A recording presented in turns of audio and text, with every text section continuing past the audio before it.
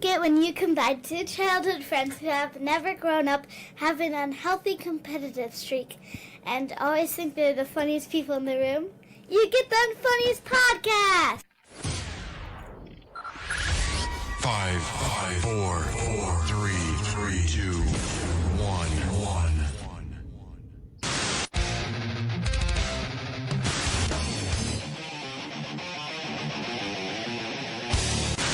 Well, now, we call this the act of mating. Yeah, we don't want to do anything to scare your children.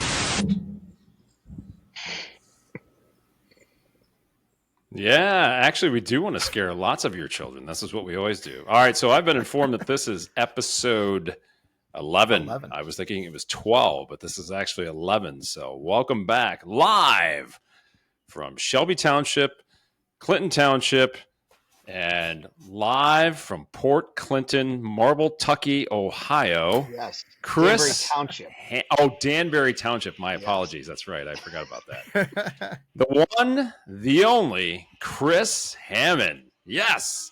President of the worldwide headquarters, Lakeland Auto and Marine in Port Clinton, Ohio. So we are honored and privileged to have you on with us today, Chris. Thank you. Yes. Well, thanks for having me, guys. Round of applause. Yeah, Chris and I have talked about this for a couple weeks at least. Man, 2 rounds. I was slow. I was slow on the tick. 2 rounds. You are the first guest to get 2 rounds of applause, so you should feel pretty doggone happy. He's taking a shower. And this He's is for cleaned Jim, up. by the way, real quick. Yep. This is for Jim. Oh, the awkward silence. Did it go? Go outside, nerd. Get outside. Go outside. Get I'm yourself some outside. meat. It's lovely out. You should all be outside. Hey, I waxed my head too. How do you like it? Man, that looks spectacular. It It's looks very great. glossy. I was going to ask if Mike actually worked on that for you. Yeah, you did. That's actually, I think said that's C bottom choice, down. isn't it? Yeah, it's C-Choice / Starbright. It's all the above. We'll get into more details on that later. That's That's a non-skid up there. Yeah, that way it doesn't slide off. Yeah, I know. Chris and I talked about. that's the new boat cleaning service. Yeah, that's right. Chris and I talked about having him on. Just talk about a couple different things. What we were joking about earlier today, basically saying radio for 2. We're going to be talking about boats, marine industry, trade publications, trade secrets. So anyways, yeah, I wanted to have Chris on, give a little bit of perspective into the marine industry side of things, what we're kind of doing behind the scenes. Obviously, most people see the peripheral 1,000-foot view of what's going on in the retail side of things. But so without further ado, Chris, after that wonderful introduction, I wanted to give you an opportunity. So Lakeland Auto and Marine, Port Clinton, Ohio, you are predominantly auto and marine repair shop / auto and marine parts superstore. There at the world. We're the big lots of the marine industry. So your dad started Lakeland Auto and Marine, right? Yes, he did. Back in 1990. Oh man! So he worked for a company called Smith Automotive out of high school in 1964 when he was a junior in high school, and he knew he was going to get drafted in the military, so he enlisted in 1966 for the Air Force. So he went 4 years in the Air Force. When he came back in the Air Force, Smith kept his job, and timing and luck have a lot to do with everything. Sure. So I mean, skill is somewhat too. And my dad definitely has good skills. Oh yeah. But he will tell you that there was a guy by the name of Cy that was getting ready to retire. So when Cy retired, like in 70, he came back November of 70. So when Cy retired, like in 72, George Smith, the owner of Smith's at the time, basically coached my dad through all those years in the 1970s. And then George sold to another Smith, Ed Smith, out of Fremont. Yeah, of course it's Smith's. Right? What more popular name in a phone book other than Smith? So name. They claim they were no relation, but they had to be. I mean, come on, even I'm related to Adam and Eve, So, but so Ed bought in '79. Then they moved downtown where I know Mike's familiar with the area. There's a Knights of Columbus hall there now. Yep. That used to be a Dodge dealership, and then that was a place called Thriftland, and then it was Smith Automotive. And then my dad left in December of '89 and started Lakeland Auto. He decided he wanted to do his own thing. So we've been in business 35 years this year. And then Did he always have it in like auto and marine, or just did it yes, start as auto? actually, a quick note is it was called Lakeland Auto and Marine Electric. Oh, So because he wanted to do, we did starter and alternator rebuilding, electrical. So he wanted the word electric in there because he thought that was, kind of encompass what we were doing. But when we incorporated in 1997, we dropped the electric name. Why? So it's just too long. It's kind of like when you have too long of an email address. Okay. If it's like my name, if it's Christopher@lakelandonmarine.com, I mean, you have writer's cramp by the time you do it. If you keep it short, I think it helps, So Yeah. he dropped the electric, and I think that was probably the right move. But we Well, never did work on cars. That was You- something we added later on. Oh, really?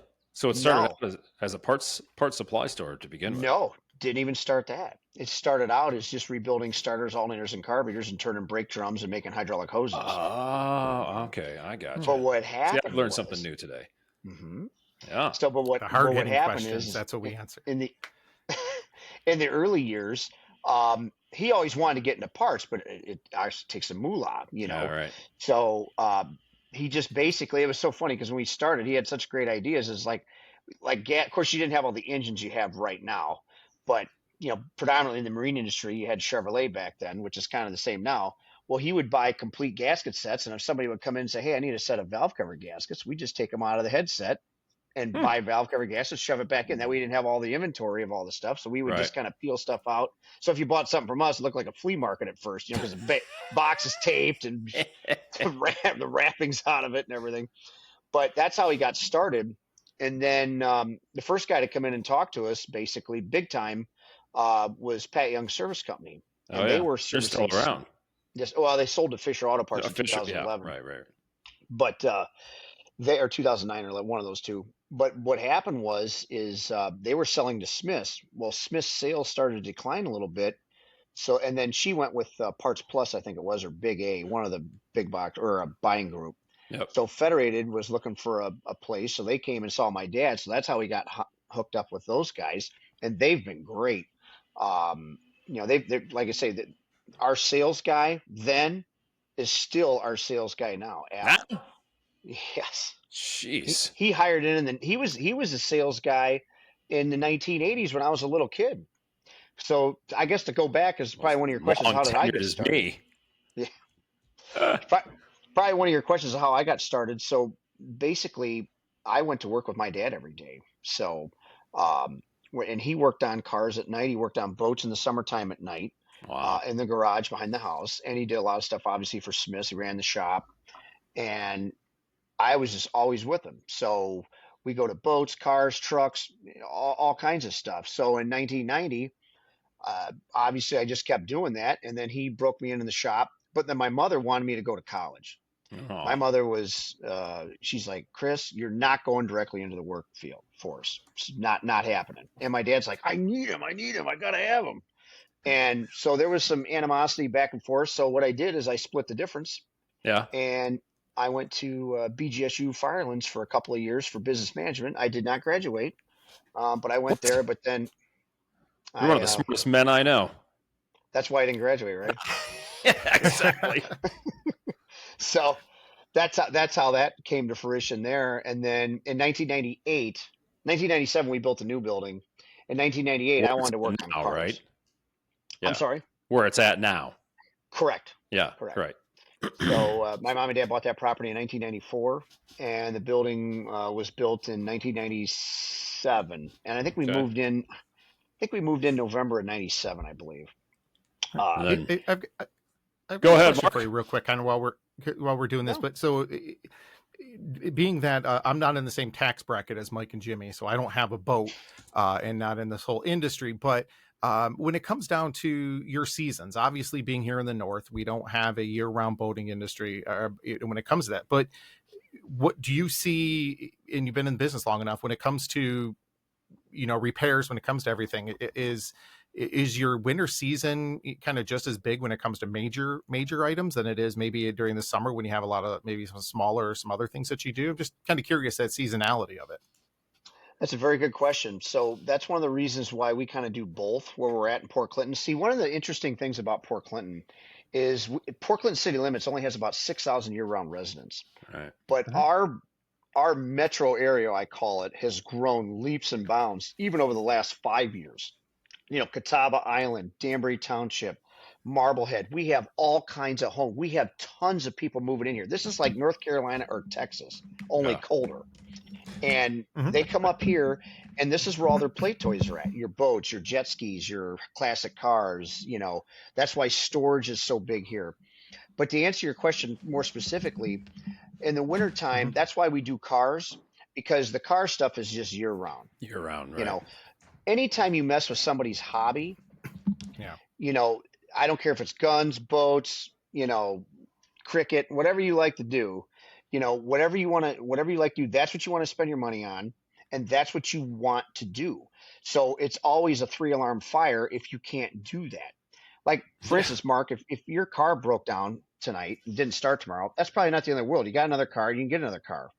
But if your boat that you have bills all year, you pay storage, you have maintenance, taxes, dockage, all this stuff. And if you can't use it 4th of July weekend, that is a travesty. Well, and to accentuate your point too, Mark, Go ahead, Mike. So what's happened, especially in Chris's area, that Port Clinton area, the region, you can basically draw a line from Port Clinton and go to only as far east as Sandusky. And the amount of inside heated storage is probably pretty unprecedented in, I would say, the entire Midwest. That area did a phenomenal job, especially the last 10 years, of either acquiring buildings that were vacated. Actually, I guess you could go back to even 2010 during the Great Recession, when a lot of these factories, buildings got vacated. And a lot of these marine business owners were pretty smart about it. They bought these properties, they bought these buildings, or when they bought the property, they started building the buildings. So what happens is you get a lot of year-round business generated off of inside heated storage. So what used to happen was boats would go under shrink wrap, lay dormant until March, April, and then all the work would start getting produced or basically done on those boats. Now you've got boats that get put away in November and December, and it's immediate. And these business owners are smart. Chris, you know this, and we've talked about this many times. What happens is they start making checklists of things. Okay, you need a new radar, you need a new antenna, you need this fiberglass repair. The bottom paint, it looks terrible. Let's get this done while the boat's inside heated storage. Chris has done electronics, so you've really kind of started to do that too. Like, what is that doorbell ringing? Yeah, who's here? Is that your house, Jim? That's Buster wanting to go outside. Sorry, a bit of distraction so far. I got eaten up alive outside. I thought it was a good idea. Nice. You have a dog that rings a doorbell? Yeah, imagine that. Yeah. It is 2025. I'm next. I get trained every time I got to go to the bathroom. They ring a doorbell. Wow. I ring a doorbell. I should say. This is great. Anyways, keep going, Chris. Oh, wow. No, so anyways, that's to Mark's question. So that's where the year-round generated revenue comes from now. And Chris, I mean, listen, your dad would probably attest to this, and I'm sure you could too. I mean, there used to be a lot of marine businesses that would lay off employees right after Thanksgiving, and then not bring them back until probably early March. But that doesn't even happen anymore. This revenue stream is literally all year long. So not really. And I think the other thing I want to add here, Mike, that I think is a difference now that wasn't back in 1993 is we have a lot more bigger boats. Oh yeah. You got a lot of 50s and 60-foot, 49, big stuff, $1 million boats. And those boats require a lot more maintenance and care. And those customers typically have the finances to do that. Right. That's your heated storage customer, typically. Yep. And these service centers, like Mike say, are very good about this. Hey, I need an upgrade. I need my engines tuned up. I need my hull waxed. I need this done. I want my props redone. Yeah. And I think Mike will tell you too that most of these places that have heated storage, first of all, none of them have space that I'm aware of. They're all booked. Full. and they usually all the good places have a waiting list. Correct. And there's just droves of work. Yep. You know. Well, and that's the thing that I Yeah. listen. I can't dictate to what people do in their businesses or what they're going to charge, but I always say, listen, all of you guys, you beat the living tar out of each other to get it. I don't want to say it's a race to the bottom, but at the end of the day, by Thanksgiving, everybody's full. Everybody's looking for extra space to put boats in. Why? Let's be fair about pricing, and let's not, basically have storage wars per se, right? It can be a profitable business, and everybody has business to be generated off of storage. So that was a very long-winded answer for Mark's question about year-round. Did we answer revenue. Yeah, do we answer the question, Mark, or to Chris? Well, yeah, absolutely. I mean, it's very similar. I'm in the industry of I sell STEM equipment, 3D printers, laser engravers, plasma cutters to educational to all education customers from kindergarten to postgraduate college in Michigan and Indiana. And so, yeah, like you said, especially if something's down and they need it and they want it, it's no different than a school 2 weeks before final exams, and they have to have that equipment all of a sudden breaks, and we got to be out there that next day to fix it, because you can't let 25 kids twiddle their thumbs for 2 weeks when it comes down to it. So yeah, I definitely see that that sense of emergency and sense of urgency when it comes to that. Yeah. That's the one thing that gets just a little bit of definitely, annoying, yeah. and I'm sure Mike might attest to this too. The one thing that really wears on you in this business is just the rush, bang, bang. And I get it. We're trying to help as many people as we can. I mean, today, everything was next day air. I can't tell you how many times somebody said, I got to have it. I would hate to be a shipping place at Mike's joint today. Everything is going to be red label next day air. I did probably 3 or 4, which is a lot, even for a big distribution company like us. That's still a lot. It's because these guys, like I say, it's a hobby. You want to do stuff. This is what they look forward to. This is the culmination. All the money, all the time they've spent, they've waxed the boat, they've done all this stuff, the maintenance, and when something doesn't go right, it's just, This is why, and I'm not just saying this because you're with us tonight. I mean, this is why I have so much respect for what you've done, Chris, over the past probably at least minimum 5 years. But to what we've been talking about, this industry in this area in the Midwest is so short. The season is so short, and you take a customer that, like you just said, spends thousands of dollars, maintenance, repair, storage, dockage, right? Insurance, correct. You have such a short season. I mean, I'd argue if we're lucky, you get 4 months. If we're lucky. So when something goes wrong with that boat and it is down, if you tell somebody they're going to lose a week or even a weekend, it's game over. Mm-hmm. So what we're trying to do, what Chris has really been trying to do, and we'll get to the point here in a minute, but what Chris has really been trying to do is alleviate this long-term, your boat's going to be laid up for 2, 3, 4 weeks. And then that customer looks at it and goes, why? And especially the wives in the family, right? They look at it and go, why are we spending thousands of dollars investing in this boat and we lose it for a weekend, 2 weeks? So what Chris has been doing with his diagnostic software, with his, and he can touch on this too, obviously, but he's trying to drastically, and when I say drastically, I mean drastically, cut down diagnostic time to recovery, I guess is the best way to look at it, right, Chris? Just kind of going real quick about what you've been doing, especially over the past, like I said, 5 years with the Picoscope, the diagnostic software, and what exactly that you're doing to help this. Well, in a shop environment, billable hours is always what you strive to get. And on modern technology, there's so many things that can go wrong, and everything's expensive. So we need to have good methods, and we have to have a repeatable process that one can use. So I like to use oscilloscopes, and basically what an oscilloscope is, specifically the Pico, is the one I really like to use, is it allows me to see what's going on in a circuit.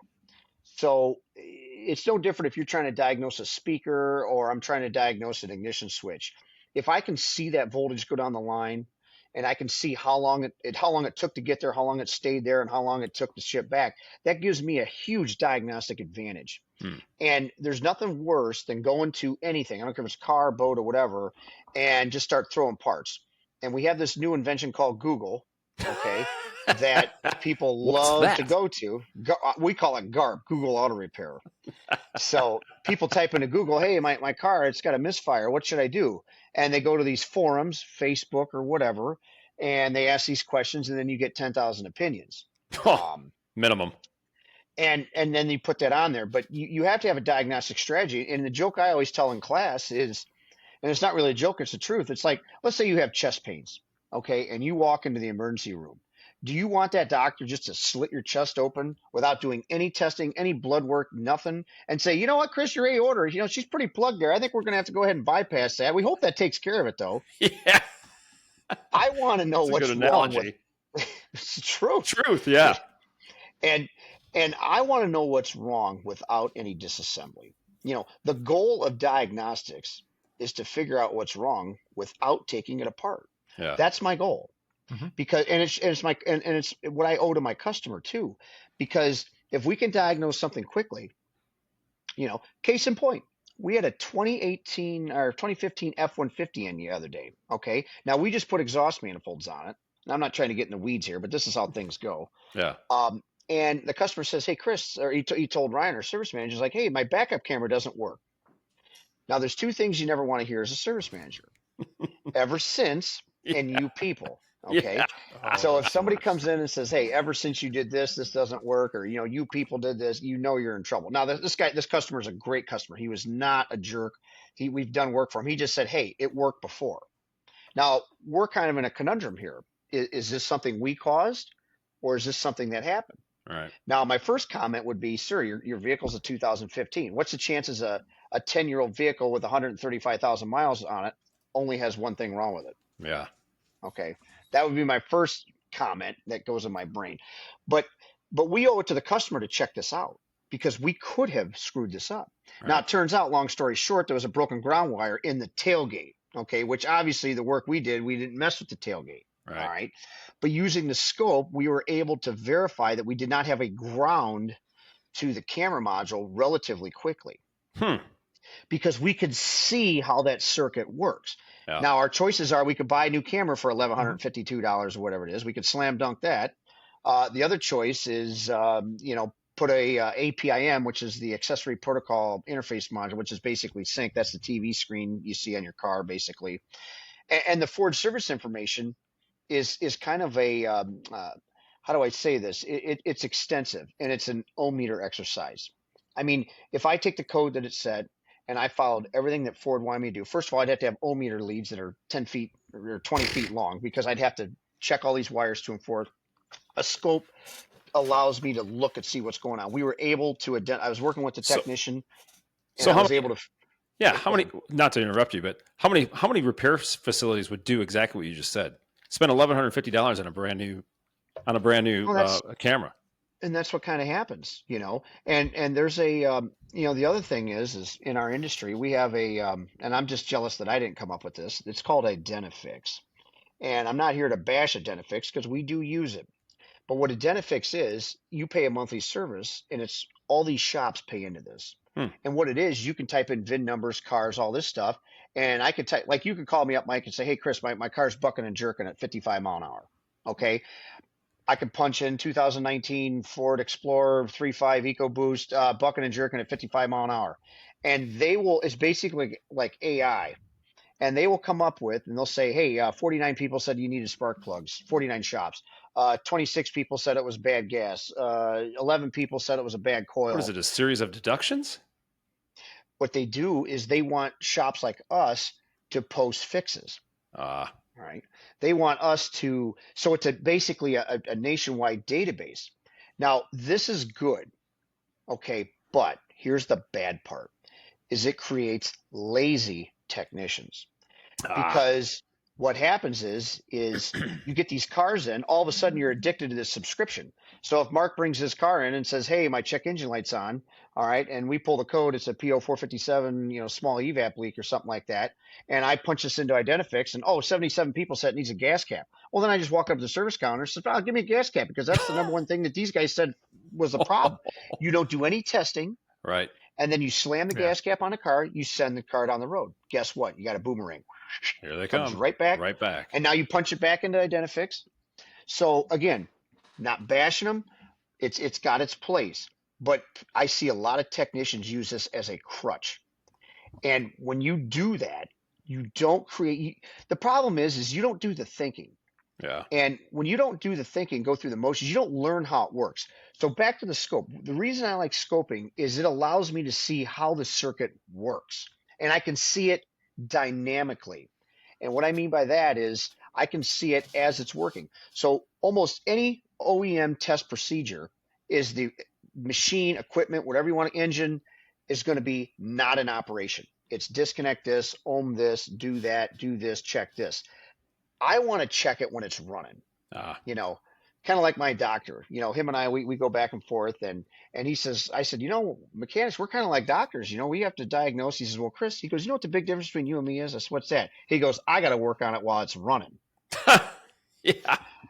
Touche. Hopefully. I got it. Right. You know, Hopefully. you know, when you're doing open heart surgery, the person's living. You know, I'm working on your car, boat. It's probably shut off. And the worst thing that could happen, you know, I don't, well, there's a lot of bad things that could happen, but chances are it's not the end of the world. If I'm working on a human and something goes wrong, a lot of things can happen bad. But the point I want to make is whether you compare us to a doctor or something like that, it's all about repeatability and understanding the circuit.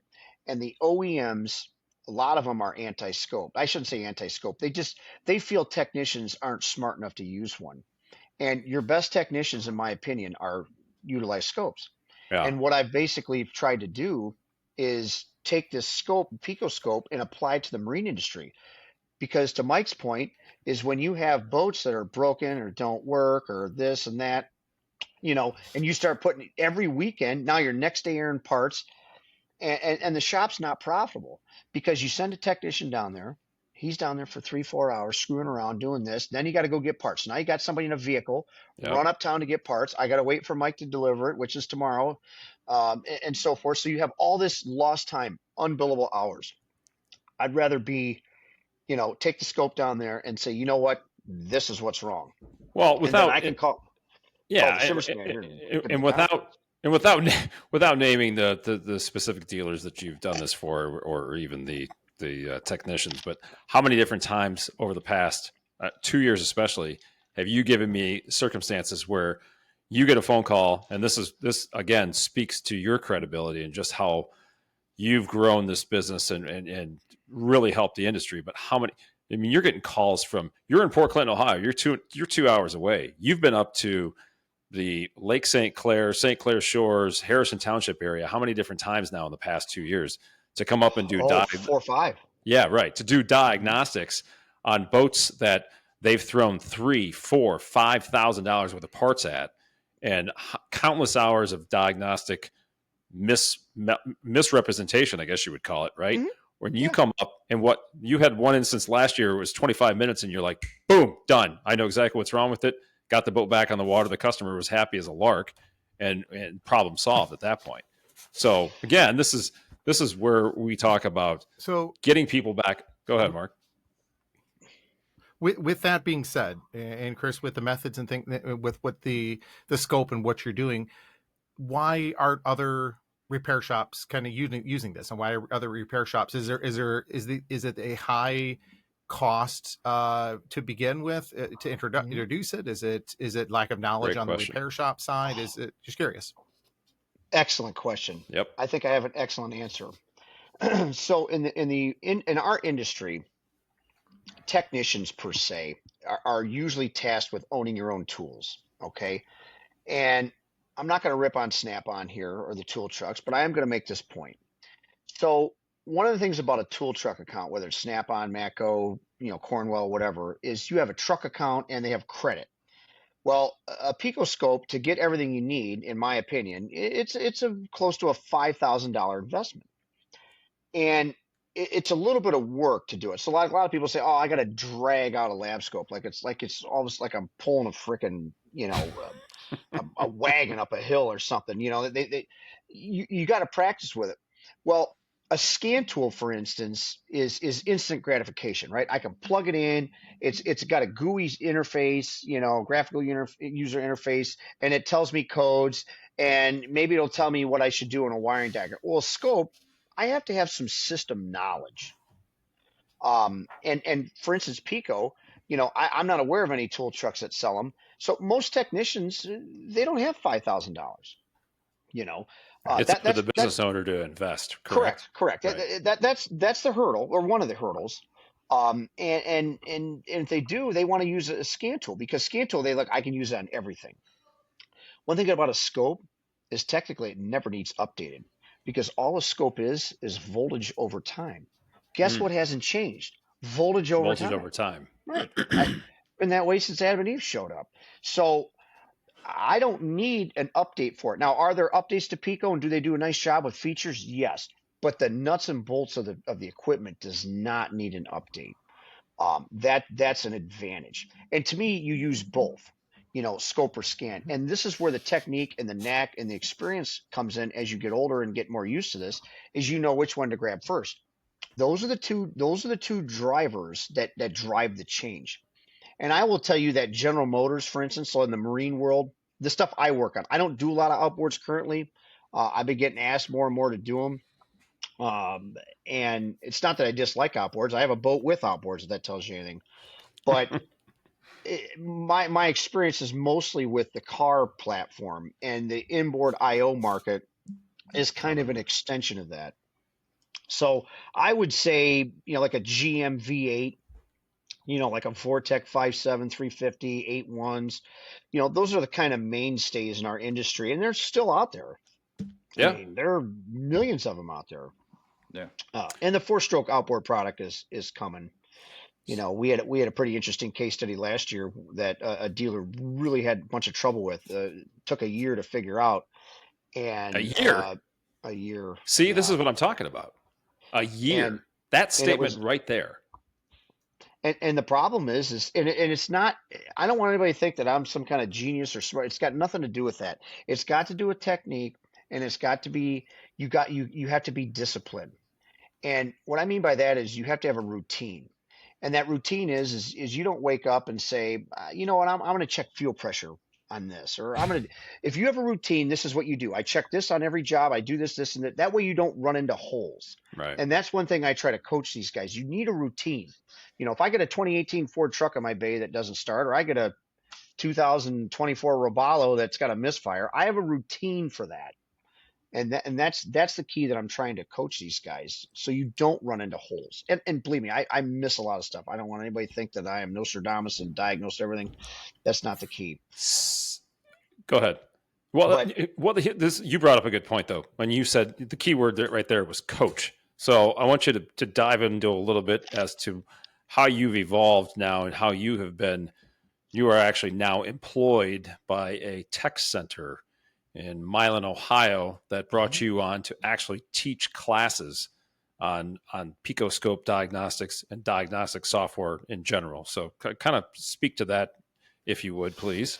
So how this got started, I guess, was we see these boats, and like Mike knows, we're lucky in our business is we do quite a bit of work for all kinds of marine businesses. We're kind of like a support service.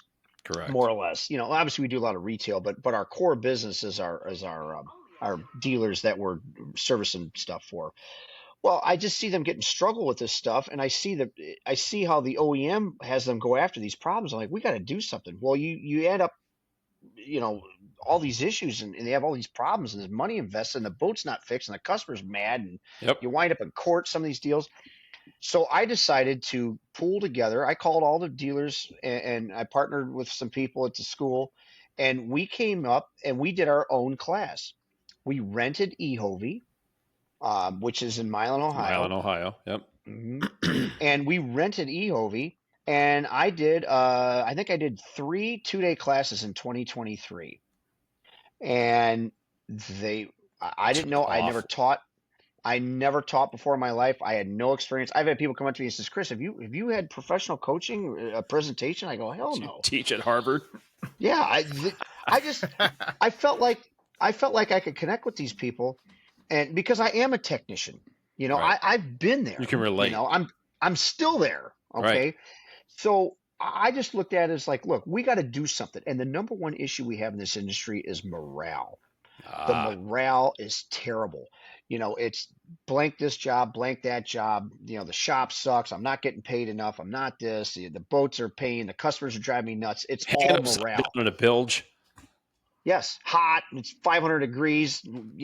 Boat's got to go. I want to go home. My girlfriend's calling me. My wife's calling me, and I'm late, and I'm staying till 6 o'clock, and parts are closed. The parts I got are junk, whatever the case may be. But and I've got, oh, go ahead. I have to imagine too, if you don't mind me interrupting with this, that especially when you talk about morale and it comes to, you think about, I'm assuming that most of the people that you employ or in this industry are boaters, because that's one of the reasons why you get into it. You love boats, you love the engines, you love what you're doing when it comes to that. But then at the same time, it's such a small window that they are there 60 hours a week. You're there 60 hours a week, and you can't appreciate what your true love is because you are busy fixing other people's problems and what they've got to go through. I definitely can understand how that could be a major issue.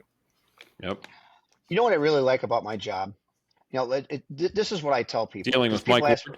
Oh, without a doubt. If I didn't have Mike, we wouldn't have any parts. We might as well just lock the door. We wouldn't get anything done. Yeah, that's right. Sorry. Go ahead. No, it's good. What I really like about my job is instant gratification. You think of this is my pitch to a young aspiring technician or something like that. I don't care if you're a winemaker or something like that, right? That product takes for a long time. You got to get the grapes, you got to hope the stuff works. I look at it as, okay, this blank is fixed. Boat, car, tractor, whatever, or excuse me, broken. And if I can come up with a successful diagnosis, I can fix it. And I watch that car run off the driveway, or I watch that boat hang out there, or I'm sitting having a drink at a bar and I see that boat. And, hey, I overhauled that engine in that boat, or hey, look at this, we made that thing run. Or people want instant. Everybody, you guys are no different. You want instant gratification of what you're doing, and that's one thing that the automotive / marine repair business can give you. Yeah, is instant gratification. It's a great point. And that's what I'm, because you walk in these shops and believe me, I've been in a lot of them, and you go in there and everybody's just got their head down, they're moping, this sucks. It does not have to be that way. Right. And nobody wants to go to a job like that. But to finish up the other question, I just want to bring that point up. But to finish your question, how we got this thing started is basically education side of things. Yeah. Yes, we end up doing these classes. And eHovie was basically, they said, we want to hire you. I said, well, I'm not looking for another job. I already work 90 hours a week at this job. I don't need a second job. I laugh. I tell these guys, I tell them all the time, he hangs upside down in a closet like a bat to sleep. I have no idea when you sleep. But anyways. I don't. Yeah. No, I got to get you, I got to get my, No, go ahead, guys. Go ahead, Jim. I think Jim had a question. It's Jimmy's turn to ask a question. Miller, I was just trying to ask real quick. Like on average, what's the cost to take a class? I'm sure there's multiple. Okay. So, So this year we've been increasing the class lengths. We started out with a 2-day class, then it went 3. This year we did a 4, and people write in the thing they want more. I can't believe it. Who wants more training? We get these guys writing the evaluations. Man, this needs to be 5 days, or this is way too much information in 4 days, or whatever. So I think we're going to do a 5-day basic class this year. But to answer your question, it's $500 for 5 days, which is free. Wow! And if you're a legitimate, they're motivated. So if you're a legitimate business that doesn't have any problems with Mike DeWine as far as the taxes are in the state, one of the reasons I went to the eHovie is Ohio has what they call tech cred. And I went through all the hoops, and we got our classes tech cred certified, which means the cost of the class, the business gets that fee back. Now, you don't get the hourly wage that you paid the technician. You have to prove that you paid the technician or the employee. But you'll get that back, and the school gets a little stipend, I think, on it too. So that's one of the reasons. That's what they told me. Like, Chris, you can continue to rent eHovie. We don't have a problem with that. But if you go under our wing, okay, now, which that opened up some more doors for me because, like, for instance, since they're a Mercury and a Yamaha a training provider, that allowed me access to that information, which is key. Because the other problem we have in off-highway industries is we don't have information. Cars, we have the Right to Repair Act, which means you guys, any of you guys, whatever car you're driving, you can go to that OEM website, you can get all the information, tools, tech, all that stuff. You can buy the scanner. Off-highway stuff, John Deere, Mercury, Yami, all that stuff. Off Suzuki. highway, you're saying? Off-highway, there's no law. Hmm. And OEMs can keep all that stuff. Interesting. So that that's makes the big it more. difference. Yes. Now, have you, could have you Congress gotten change any, that? Possibly. Have you gotten any apples from your students? Asking for a friend. Listen, Sure. he reads some of these reviews to me. I mean, it's incredible to me the positive reviews that you're getting off of these classes. And not only listen, you and I talk about it all the time, and I'm not just saying this again because you're on here, but when I travel to dealer to dealer to dealer, and I get feedback from those people that are going to your classes, and these guys give you rave reviews to me on a one-on-one, that is absolutely phenomenal. That's awesome. Yeah, that kind of feedback that I get on a day-to-day basis that I'm talking to these guys, that again leads so much credence to what you're doing and how you're helping the industry. And I know you get a lot of flack, like you said earlier, about some of these guys that don't believe in it or they think it's voodoo, which is incredibly stupid to me. But I think the more and more that the word starts to spread throughout the industry from these repair technicians as to what you're doing, how you're teaching them. And then again, they want to come back. They want more training, which is crazy. Mm-hmm. They actually want more training. So they're coming back. And then the business owners that are sending and investing them into this training want to continue to do that. So yeah, I think it's just phenomenal. I appreciate those comments, Mike. And, and I never thought that this would turn into this. And one thing I will tell you is one of my goals that once this thing got started is I think Mike will attest to this. A lot of these marine businesses, they hate their competition. The animosity is just ridiculous. And it's not that way in the automotive industry, to my knowledge. But one of the things this has done, and it's funny because I'll get a call from a customer or a shop A or shop B or something like that. Because it was funny, I was telling Mike, I'm taking about 2 to 3 tech calls a day. With scopes and which I don't mind. I don't mind. So they have a direct them. line to you? Is that correct? Just call my cell phone. That's why I got the Burger King earpiece in, and I just go through and burner phone. Yes, burner phone. Yeah. BK line.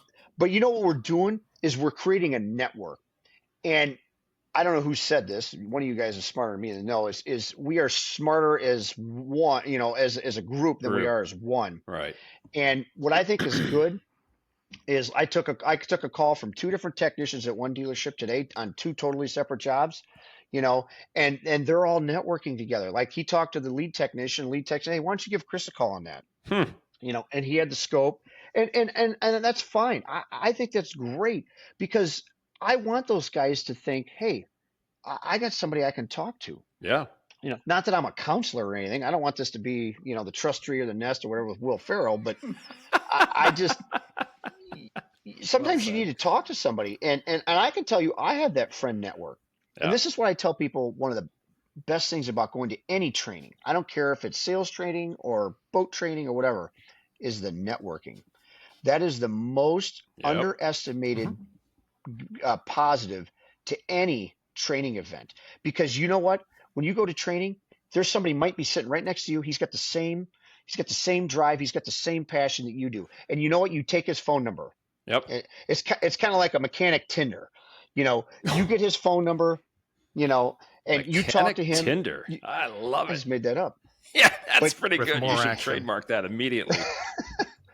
But you can, some of my best friends in the industry are people I met by going to training. Yeah. I got people in Minnesota, all over the country, and you're traveling. Hell, you were in Vancouver. You were in Vancouver 3 weeks ago. I was in Edmonton. I'm sorry, Edmonton. Yeah, during the Stanley Cup final too, for that matter. Yes, God, what a great town. But we went up there, and I was asked from the Automotive Engine Builders Association, which I'm also doing some stuff for too. And I did a presentation on Picoscope on how to identify engine mechanical failures. Because again, was that more automotive or marine? That was more. That was automotive. Yeah, automotive. Trucks, yeah, that's what I thought. Diesel stuff. Yep. But that's what we're trying to do. I'm trying to create a group, a network of people that they can reach out because this stuff is complicated. Yeah.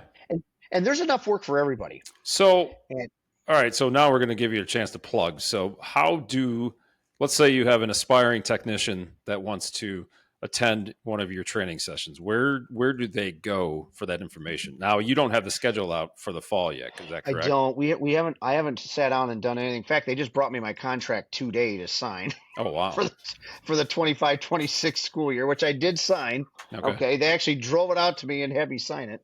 But probably the best place is our Facebook page, Lakeland Auto and Marine, or EHOVY Career Center. Okay. I don't think EHOVY's put them on their website. By the way, if you do want to plug, I actually rolled out a couple of do-it-yourselfer classes last year, which were for the retail, this right? year. Yes. Yes. We took 18 people, which is the max our room can take. The people loved it. We had people from Virginia, Tennessee, Michigan. That's right. Yeah, you told me about that. All over the place. And we took these live engines and we showed do-it-yourselfers how to do simple stuff and familiarize them with their engine. Oh, Lord. Amateur diagnostics. Yeah. and this is how I worded it. That's what I a usually do on the just everyone else. We're gonna weekends. have links, and Yeah. Yeah, I'll give you a link, but right now we'll put links to everything probably there. Yeah. But the school, technically, I'm considered customized training. So customized training isn't really in their curriculum. Now, the do-it-yourselfer classes, that was considered special interest. So that went in the magazine, and they bloviated on Facebook and Instagram and all the socials and stuff. That kind of got, and I spread it on all the Facebook groups that I follow. That's how that went. Because I also feel do-it-yourselfers need something. And I had so many people coming up to me after class. Oh my God, this was awesome. I mean, I didn't think anything like this would exist. Right. Because you know how I learned how to do stuff? Just like I told you, it seems like 3 hours ago. I started by watching my dad and doing stuff. The problem today is, and no offense to you guys, what can you guys do on your own vehicles? Nothing. No, I usually call you. Put gas in it. And My windshield washer fluid's low. Listen. Yeah, watch fluids. Yeah, Father's Day morning. We got it done, though. Oh, I know we did. That was Romo. But the key here is we lose that general knowledge. How to hold a screwdriver, how to righty tighty, lefty loosey. I know that sounds corny, but back 30 years ago, most people, I shouldn't say most people, a lot of people did their own brakes. They did their own. Now, some of these cars, you got to have a scan tool to release the rear brake calipers to do just brake pads. So you took brake pads out of the realm. Yeah. So we lose that general knowledge.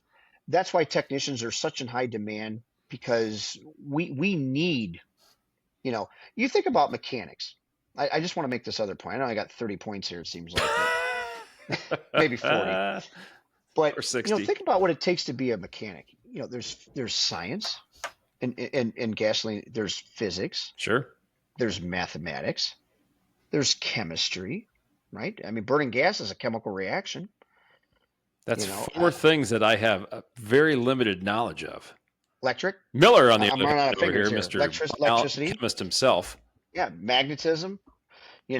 So you add all this stuff up, and that's what you have to have a somewhat of a little bit of knowledge of all these things to be a successful technician. So it's a strenuous job.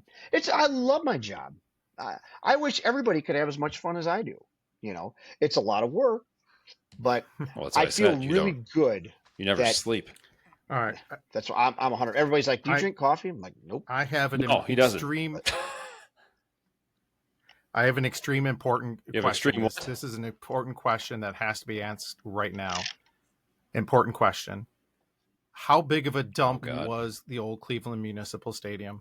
That's the question I really need to ask. It was not a dump at all. That was the most character building, gorgeous, in my viewpoint. Chris would probably agree with me on that. Oh, dude. I was at the last game in December, right after 10 minutes after I left, they fired Bill Belichick. Yeah. I have, in my mom and dad's house, I still have 2 seats out of the dog pound. Yes. And I got the tickets somewhere.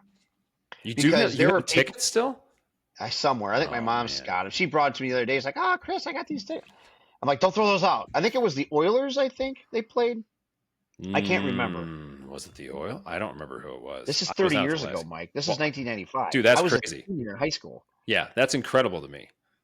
These new cookie cutter, we've talked about this before. These new cookie cutter stadiums, whatever. I mean, the Cleveland Browns Stadium looks like Heinz Field, looks like Lincoln Financial Field, looks like, I mean, Ford Field, I guess up here in Detroit is one of the only ones that probably has any distinct characteristics that kind of make it separate from all the other ones, that or Texas Stadium, whatever. But what they're talking about, the new Brook Park. And I tell you what, Go ahead, Mark. you talk about stadiums. Yeah. No, I was going to say, you talk about the stadiums, and when you compare the new Cleveland Stadium and you compare Ford Field, relatively, they're about the same. I think Cleveland seats about 68,000, 69,000, and Ford Field's at about 64,000, give or take, depending on it. Mm-hmm. And so, depending on that small difference, when you sit in the upper deck at Cleveland's at the Brown Stadium, you are feeling like you're 10 miles away. We sat at the press box we sat at the press box in Ford Field a couple of weeks ago. You really do feel like you're almost on top of the field as well. You have such a great vantage point. It's such a weird difference, that such a small amount, but just how it's done. There's not a bad seat at Ford Field. Everything is, you got a great seat everywhere you sit. Well, it's a dome for one. Chris and I, being the staunch Browns fans that we are, that's a smart one. I guess this is going to happen. I mean, the Haslams just finished, I think, yesterday, right? I saw that. The acquisition of the property in Brook Park. So that is going to be a multifaceted. Maybe we can take one of our 14 quarterbacks and we can pawn them off for a state. Yeah. I thought we had 15. We got more quarterbacks and offensive linemen. I know. Shador, what's his face? Speeding Ticket Flacco. Sanders. Yeah, right. Jeez, oh Pete. I don't understand it, but Speedy. So that looks like the Brook Park thing is going to happen. But yeah, back to Mark's original question about the old Cleveland Stadium. I loved it, man. It's where Bernie played. I was just going to say, I never saw a baseball game there. I only saw football games there. I think you saw baseball games there. I didn't. All right, so Mark and I talked about this earlier today, and we talked about it a couple times. We've got a goal to basically make a list of who we want to interview. You were one of them, Chris, so you should feel pretty proud about that. Yes. So you're going to have to play second fiddle to number 19, because I am going to reach out to Bernie Kosar and see if we can't get him on this thing. I probably will cry. I will probably literally have tears streaming down my face, and I'll have my 19 jersey on and everything. I can't wait. If he actually comes on here, listen, I'll be speechless for at least for 2 seconds anyway. So you got to do what you rarely do. You just got to kiss his ASS. I just do it. Oh, I will too.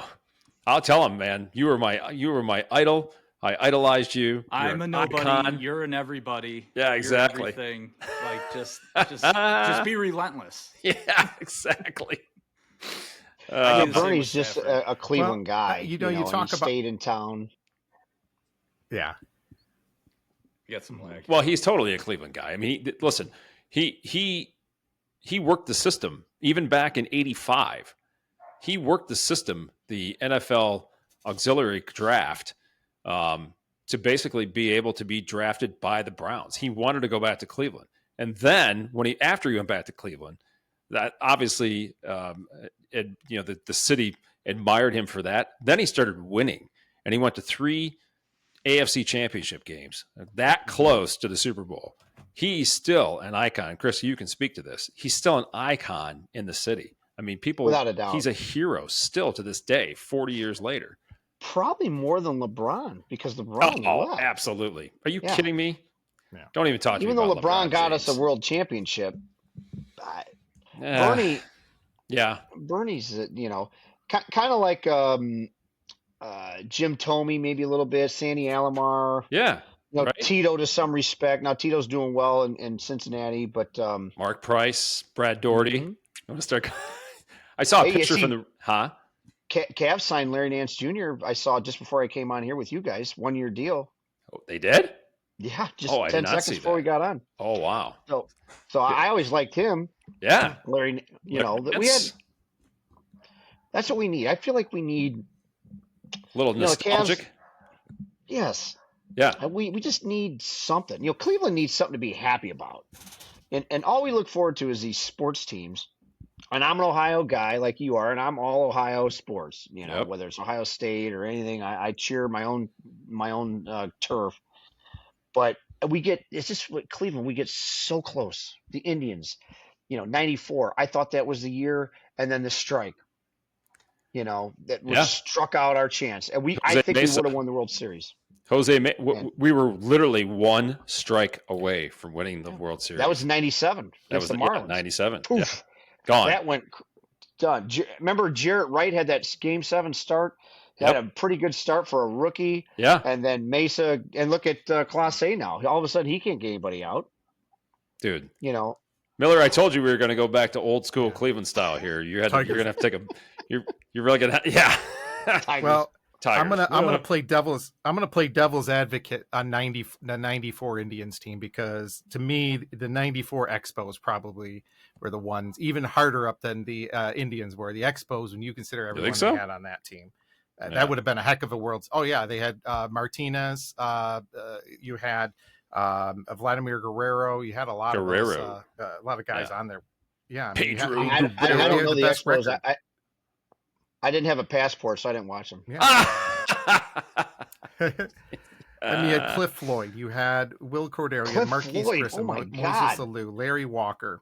I was going to say Moises pitching. Alou. You had Pedro Martinez. Mm-hmm. Yeah, I mean, you had it Before was he went to incredible. Boston. They had the best record in baseball that year, and it would be on the strike. 94? Yeah. Yeah, they were 74 and 40, I think it was. That was the inaugural 74 and season 40. That was the inaugural season for the Jake too, if I'm not mistaken, right? 94. Or was it 95? Yeah. Boy, now we got Jacobs Field. I think it was. I think it was 94. Yeah. Yeah. Yep. I think it so was. we're We're going Sunday. I mean, it's great to see.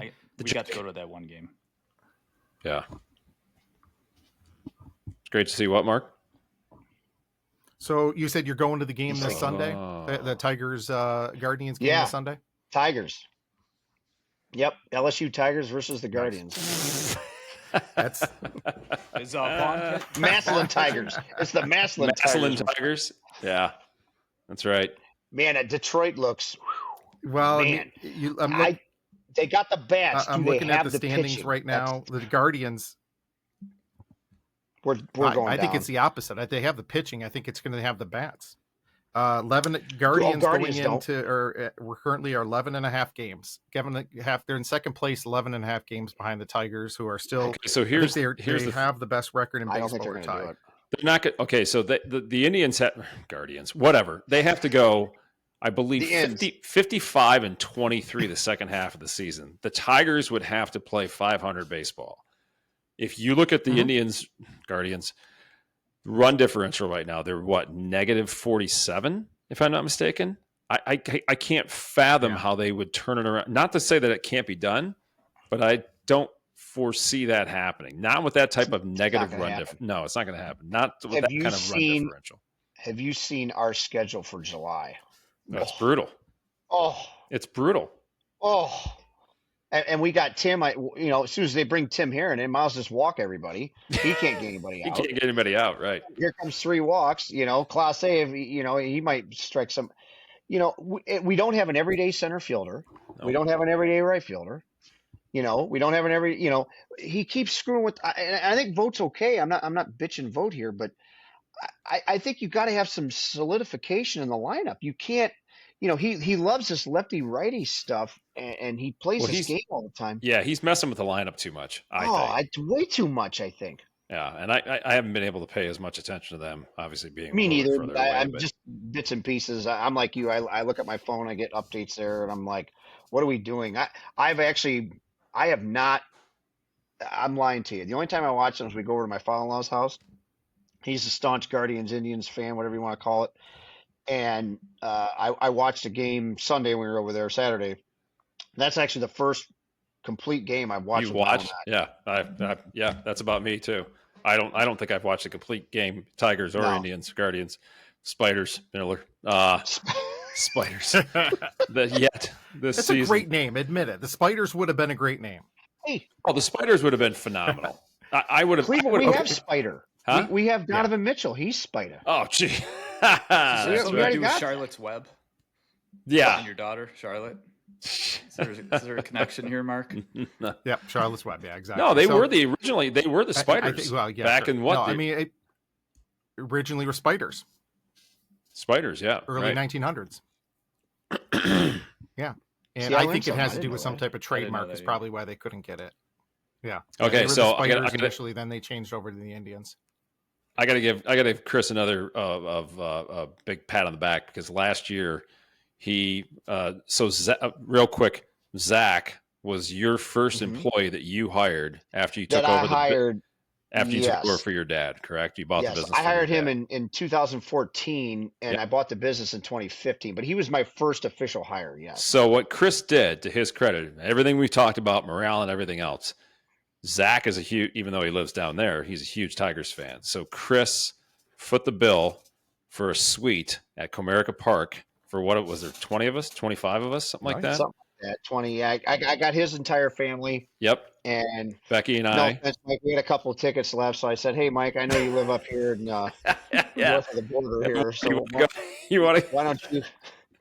Actually, it was a total surprise. He had no blanket no clue. idea. It was so cool because I was there for the surprise, and he came in and just That's to see awesome. his No face. idea. Yeah, he had no idea. It We was picked him up in a limo. yeah. You know, we pull up to his house. So his wife was in. Haley's so great. She was so into this, and it was funny. People would have thought we were having an affair. All the texting and phone calls back and forth, getting this all set up, and we pulled into his house. She had it set up where it was just going to be like a double date thing or double day thing with some of their good friends, Yeah. Jordan and Sarah. And we pull in this limo. And he has no idea who's inside of it. You know, he's like, you can see his face, and I'm in there, and he gets in. And he sees like half work people, half his friends, a buddy his that lives in Western Ohio. And he's just looking. I'm like, "Hey, how you doing?" And I said, "Just keep your mouth shut." So we pull out of his driveway. We're going down a road. And then Haley's texting me, Zach's wife, like, "Hey, Chris," he's asking, do you want me to tell him? I said, "No, let him simmer." Because he has no idea where we're going. Why this weird group Route of 2 people. to I-75 North, driving an hour and a half.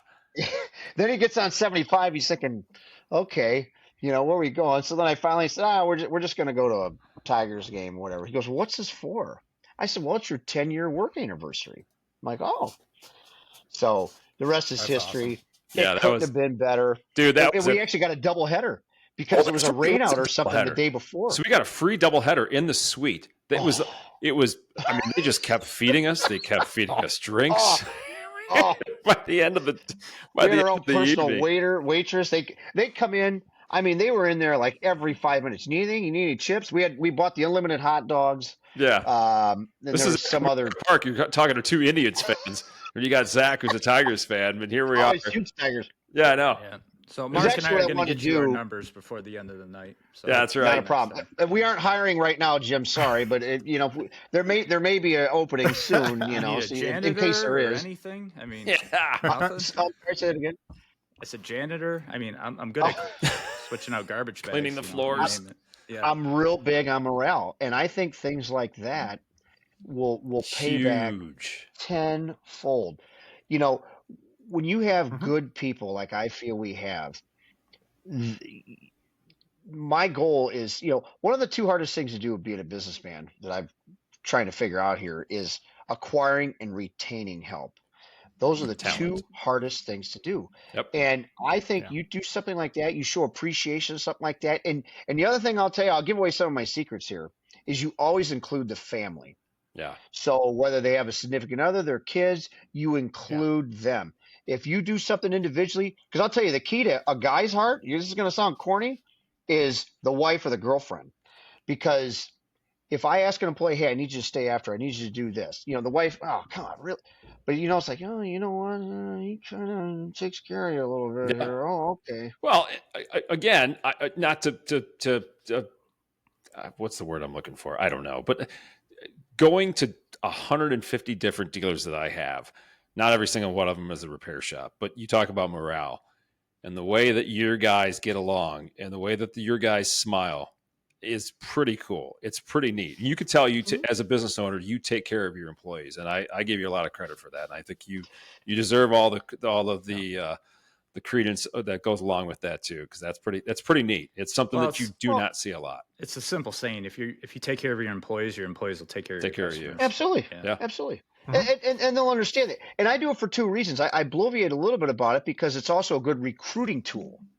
Oh, You yeah, know, right. Like I don't mind telling it like this. I don't mind saying it out here, to your 10 million followers or something, because you know what, there might be somebody out there's like, you know what, I'm a mechanic and I need a job or I need something, because you never know what's going to happen.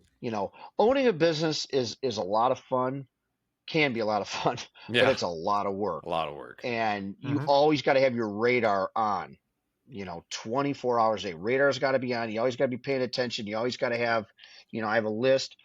But you know what? We have good people. I feel like I've worked hard to get those people and to try to develop them. We have a pretty young staff. I think our average age is in the mid-30s. Look at our guys in the shop. Yeah, your guys are pretty young. Al's older than me. I think he's older. Everybody else in their 30s. Well, and this is again why I wanted to have you on, because I feel like there is a lot of questions out there, because I field those questions. And let's face it, I mean, if we do have some people that watch this podcast and they have questions and they are looking for that extra advantage, that extra edge to get them up above and beyond, to let them stand out. This is why I wanted to have you on. I want them to see you. I want them to be able to relate with you, and then be able to reach out to you and advance their education in the technician, the diagnostics. So that's why I think this is pretty neat. So no, I appreciate it. And it's interesting. And like I say, we get I think we're number 2 on the crap list, right? Lawyers are the worst hated group, and mechanics, I think, are number 2. So, not trust. I saw that somewhere. Who do you not trust the most? Lawyers are 1. I think mechanics are 2. Used car salesman. Yeah. They're a close third. But that's what I'm saying. We need to do is an industry. We have an industry problem. A lot of my close industry friends, we talk about this because I don't know. And these younger generations, it's not all about money. No. Throwing money at the problem doesn't fix the problem. Nope. So. It's not well, and again, not to go into a long dissertation, but I do that. I guess this is a phrase of the millennials / Gen, whatever the heck it is, but work-life balance, of which you don't have very much of. I just have a work balance. Your own choice. Yeah. Where's Julie? She's coaching cheer tonight. Yeah. Is she really? Yeah. Well, she works her tail end off too. Oh. So, but this is what a lot of these people are looking for. It's not just technicians and service people. It's across all industries. People are looking for that work-life balance. They don't want to necessarily work 90 hours a week. They want to be, what did you say earlier? You have to cater to the wives, right? Or the girlfriends. They want to be able to, yeah. That's the key. Yep. If I'm Mike's boss, I'm getting to Becky. That's right. That's how you figure this out. You got to get to the significant other. She would tell me to get me out of the house even more, even though I'm never home, but nonetheless. I just think it's a big deal. Does it cost a lot of money? Yeah, but you know what? I just feel that it shows appreciation to our folks, and I think when things, because not every day is great, and I think those days that you struggle or you have things that don't go your way, it just kind of like, you know what, you kind of take a step back and you think, it's like, you know what, things are going to be okay. We're going to figure this out. All right, Miller. Because sorry, Chris. No, you're good. You think about something that Miller brought up today, that he had a very traumatic experience at the Miller household this morning, or in the last 24 hours. What has transpired at the Miller home in the last 24 hours? I'm going to show the culprit here of what happened. We've got visuals. A second here. Hang on, Chris. We've got not visuals. Of the scene. Is this film at 11? What is kind this? Of. So here is the culprit sitting in a car seat, because that's where he sits in my car when Charlotte's not there, because that's where he feels like he has to sit. He is a rat terrier. And a couple years ago, he pulled in a bird when he was a little more svelte and was able to catch a bird. He's about 6 years old now. This morning, he comes up to the door with something in his mouth, and he won't let me see it. I have to grab it out of his mouth. Turns out it is a newborn baby bunny that he killed. Uh-oh. Yeah. I hope Becky's not listening to this. Yeah. So, I mean, it's He's what pretty he's bred to fast. do. He's a rat terrier. So he's bred to find these little things, all the squeaker toys, everything like that. But then, okay, clean that up. We get outside a little later this afternoon. I'm with him. I take 2 seconds, turn around, come back. He comes into the house, into the back room. And I'm like, Kirby, what do you got? He found a second one. What? So he's found the burrow, 2 the dead little bunnies? bunny nest. 2 Oh, dead man. newborn bunnies from He's this. a Look at that. serial Look at killer. that face. Look at that face. He is so guilty right there. He's a killer too, as you can tell. But that gives so that we've all kind of had. Jimmy, I know you got the dogs. Mike, you've had dogs and everything. But we coming into the house, we've had some funny things happen.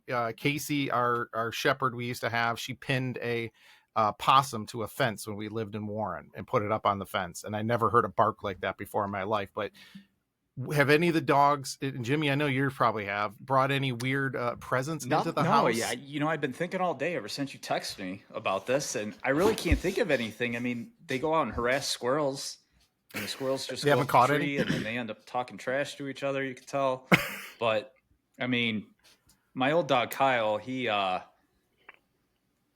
I think he found a squirrel and maybe a bird here or there, but nothing that he brought in the house. But I'm trying to find a picture here, but keep going. No 'cause skunks? I do Our have a funny dogs get story. skunks.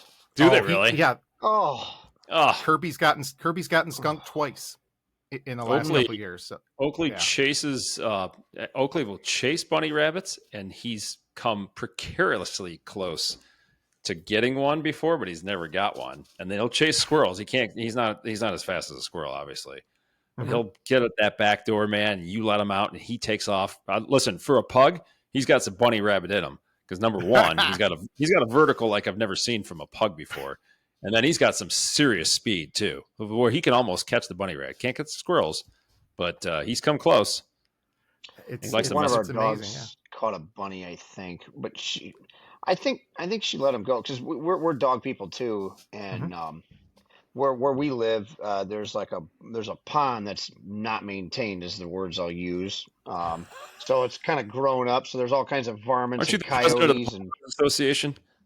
yes, that's my fourth job that you didn't. We'll save that for the Yeah, next you don't podcast. sleep. Yeah.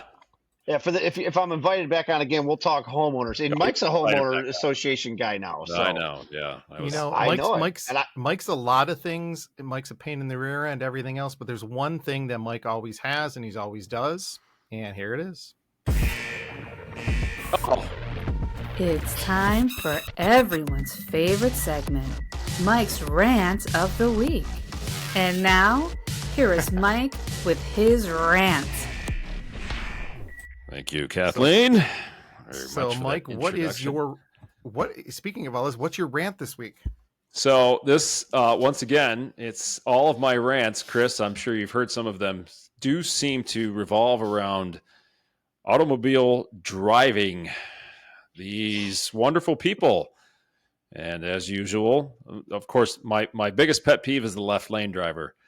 Probably a close second, I guess, would be the speed up, slow down, speed up, slow down. I am a very staunch user of cruise control. So I'll set my cruise at 75 to 80, something like that. And then here comes the guy flying by you at 90 miles an hour, only 2 seconds later, go back down to 65.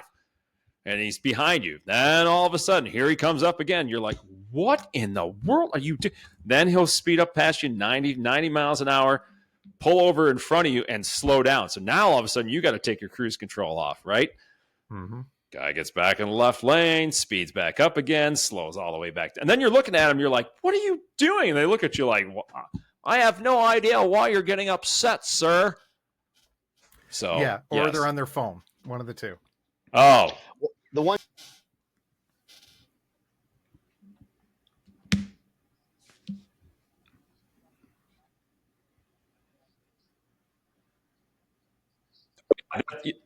exactly. Correct. Exactly. Keep going or set your cruise control. See, I'm not the crazy one. Other people. Yeah. Yeah. So Okay, so speaking of, I'll bring this up really quick. So Ohio now has, and I don't understand why they're putting them in the right median, but there are now signs, brand new, yellow across the top, state law. No, I think it says no left lane for passing only. So again, yes, though most of them are pretty new. I don't know why they're not putting them in the left median. They're in the right median where the left lane habitual drivers can't necessarily see them, but they're there now. So it's now Ohio has officially made it, and maybe it was a state law prior, but now there's signs up. State law, left lane for passing only. Yep. So you left lane drivers, get the hell out of the left lane. Hey, Chris, I just came up with a weird notice that for some reason it's not recording on your computer. So I'm gonna hit remove, and then you just got to log right back in, and you can come right back in. So give me 1 second here. Yeah. You mean Chris was not there? So he had an issue. Apparently there was an issue with memory on his computer, and so it needed to exit out and come back in. Oh, he had mentioned that he was out of memory and stuff. So he's going to join us right back in. So just to make sure we get everything there. Did it record most of his stuff? Yeah. Just in the last 30 seconds is all. Is all the only thing I had a problem with. But no, I agree with that, Mike. I get so sick of driving, and you pass somebody, and then they pass you, and the back and forth, and then if you're trying to slow down, by, speed up, slow down, speed up, slow down, speed up, slow down. 90, 60, 50. There we go. Chris is back. Hey, Chris Hammond, welcome there you go. to You're the back. party. Welcome back. Don't get a new computer. Memory's not that important. Yeah. I don't. What'd you say? Oh, that memory. Oh, okay. Yeah. So we talked about some of the sports. We talked about some of the things there. What was a new, and Chris, you actually mentioned about some of the NBA signings and things like that, but there was another NBA news. And I'm seeing if I can bring this up right now. Hopefully they didn't lock it on me. Malik Beasley from the Pistons, who is now under investigation by the FBI and all of these others because. Did you hear about that, Chris? No. Yeah. Just came out late yesterday. Yeah. So he is being investigated for wire fraud, gambling, and prop bets they noticed some inconsistencies. So Detroit News kind of went through a little bit more into it. He signed a 1-year, $6 million contract with the Pistons this year. And as of right now, he has $8 million in outstanding debt just in this area to a celebrity barber, a dentist, a landlord, a lender, and a marketing firm. So he has had his paychecks confiscated to be able to pay off debt that he has. Garnishing his wages. In fact, garnishing his wages. Garnishing his wages. He has made $56 million in his career. And to the point where he has problems. And I think this is now about the third NBA player you've seen, but I can't imagine you're going to see this more often when it comes to this, especially guys that aren't necessarily stars. And obviously this sounds like, I hate this. This guy sounds like he has a problem when it comes to gambling and other issues, and probably doesn't have the right management with him, but right. That's true. It's insane, especially the way gambling's peripheral, whatever. It's everywhere nowadays. Proliferated. Mm-hmm. There you go. Yeah. And it's so in easy. Ohio, you guys have everything there too, right? The online. Yeah, and I think the problem is these guys, they get all this money, they come up from, families with little or no education. They don't know how to deal with all this stuff. And right. The problem is these people will attach themselves to these newly rich people, and they trust them, and then they bleed them out. Mm-hmm. They get, yeah, because it's easy. I've a little bit of sports talk radio today. You get people calling in and just obliterating the guy, and it's easy to do from sitting behind either a phone or a computer.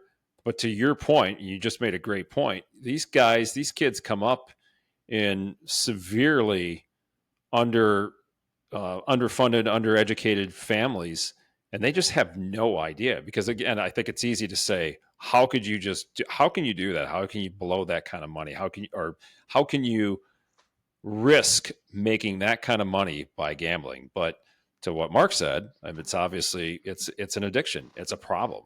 They don't know how to manage it, and it gets to a point where this is where we're at now with Malik Beasley. I mean, it's sad. It really is sad. I don't want to pass judgment on the kid, guy. But yeah, it's unfortunate to say the least. Well, yeah, it's got to be an addiction. And it is an addiction. And like you said, most of these families, they probably come up from poor families, and they get this large amount of money. And what's the first thing you want to do? Take care of their family, mom, or whatever. Yeah. And it's like, wow, it's probably an incredible feeling, to say at the least. And then you just can't stop. You just keep going and going and give them everything that they wanted, everything that they dreamt of. But yeah, I think maybe the organizations, whether it's an NBA team or NFL team, whatever, I think, not to sound all governmental here, but I think that they should have somebody on staff that kind of coaches these people.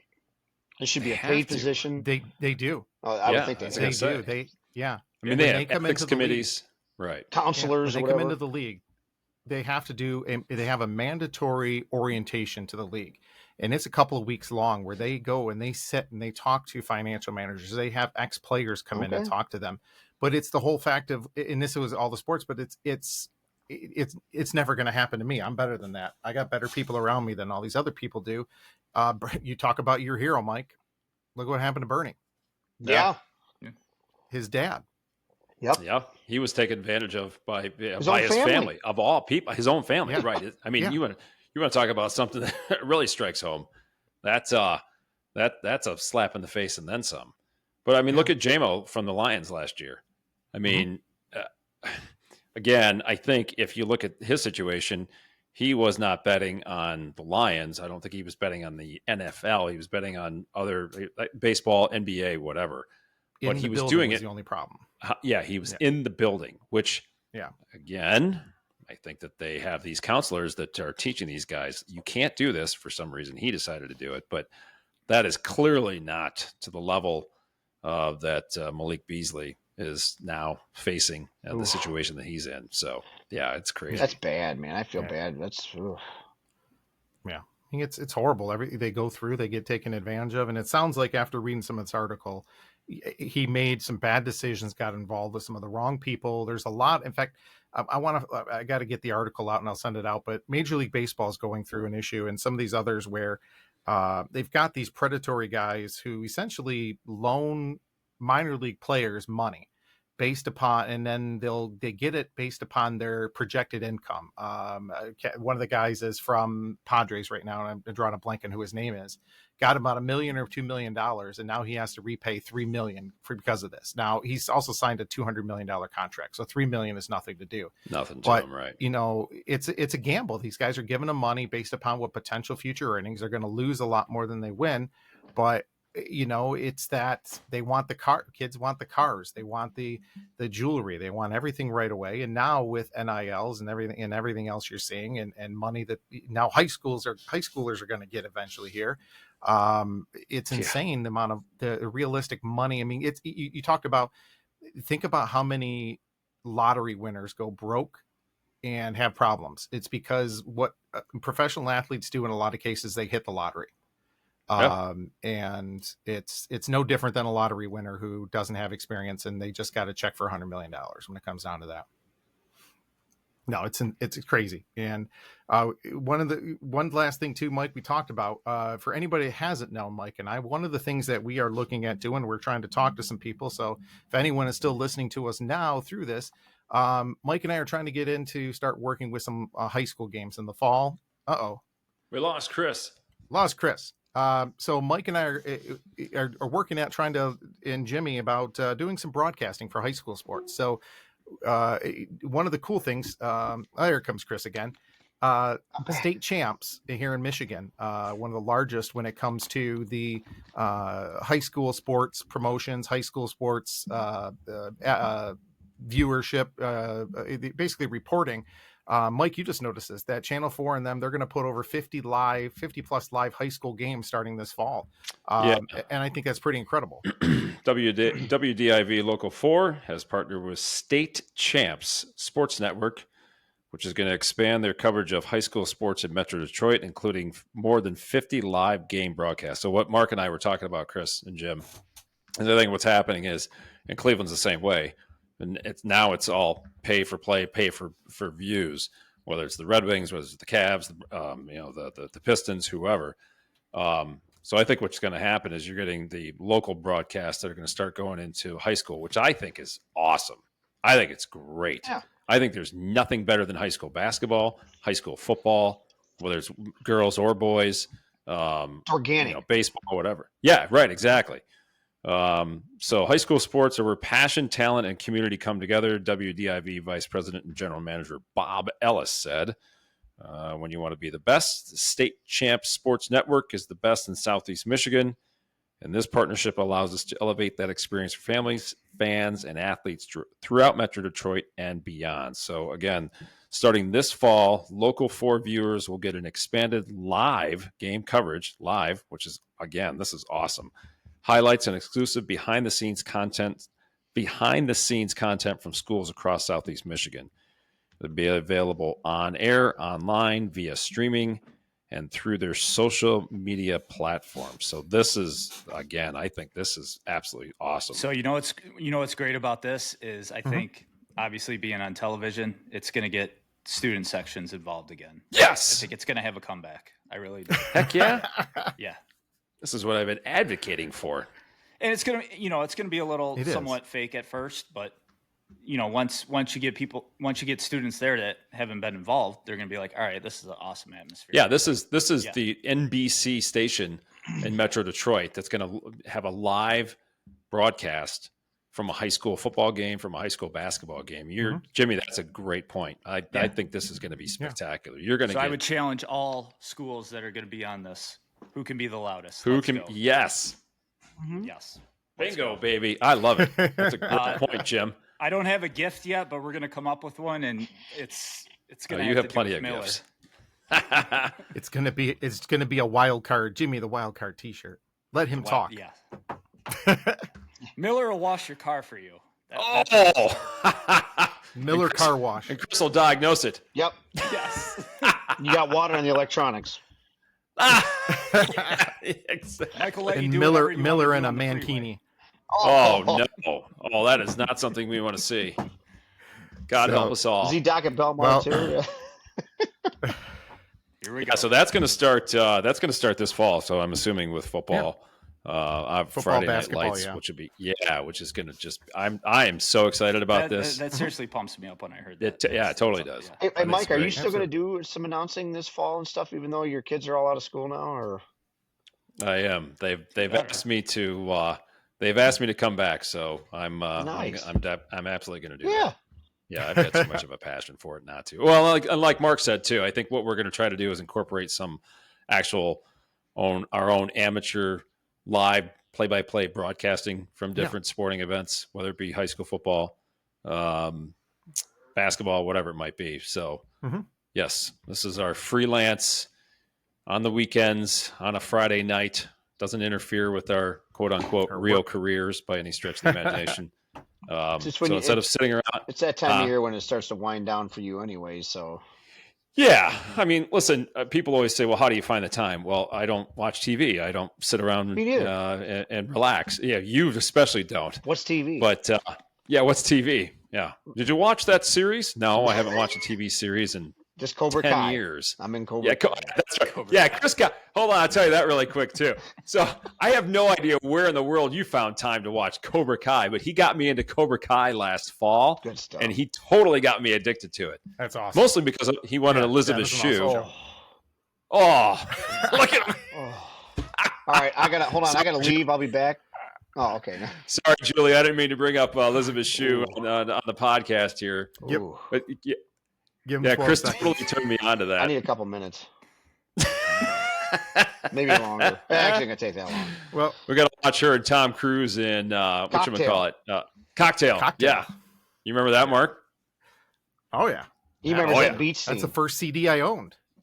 That and Adventures in Babysitting. Oh, I was just gonna say the Adventures in Babysitting. That was Elizabeth's shoe. I don't know. Her best. I like Cocktail. I'd tell you the best one was the one with Nicolas Cage.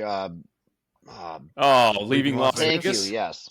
Yeah. Well, I'm sure for one reason alone. I remember when that movie came out, I thought that was like the sequel to Honeymoon in Vegas. I'm like, because it came right after when Nicolas Cage was in both of them. I'm like, okay, so he got married, now he's leaving. No, that's a wow. 1995. He was in both whatsoever. Oh yeah, he was in both. Yeah. Chris.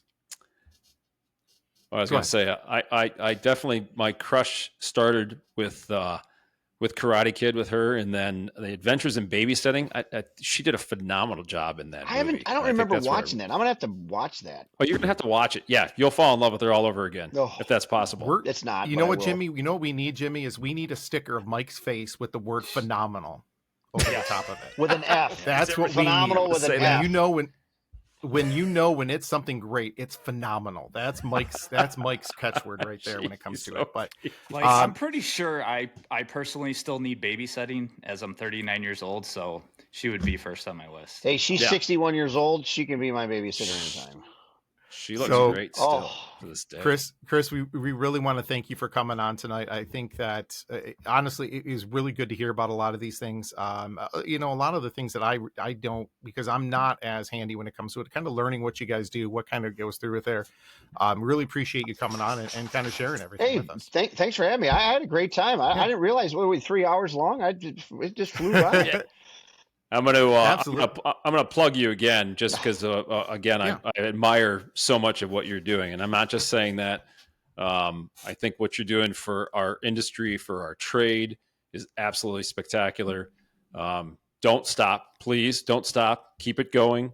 You're going to get even more followers. You're going to get even more people attending your classes. I think this is going to expand far beyond even your wildest dreams. And at the end of the day, I always say this, and I just said it to the condo association that I just joined. At the end of the day, the goal in our industry is to get more people on the water, and it's about getting more people involved in the sport and not leaving because they can't get their boats diagnosed and they lose half their summer, even if it's just one weekend. So please keep doing what you're doing, man. I admire you tremendously for it. And like Mark said, thank you so much for coming. We're going to have him back on. Yeah, absolutely. Come back, Chris. And if you want me back, I'll be back. Plug. Yeah, a little plug for next week. Not that we didn't enjoy you, Chris, but we have a very special guest Hang on, Miller. coming on next week. Hold on, Miller. Jim's got something to say. Oh, hang on. We're not. Oh, wait, we weren't done. Okay, go ahead. No, I just wanted to thank Chris as well. For what it's worth, I mean, my brother speaks very highly of you, and it was great to meet you in the 133 minutes that we got to hear you talk, and just your passion. Seriously, just seeing your expressions and everything. It's awesome to see. And cool. Just the cutting edge technology that you've come up with in your teaching. So thanks again, and it's nice meeting you. And yeah, same here. Hopefully, the only guy I knew walking into this was Mike, person. so this worked out perfect. Yeah.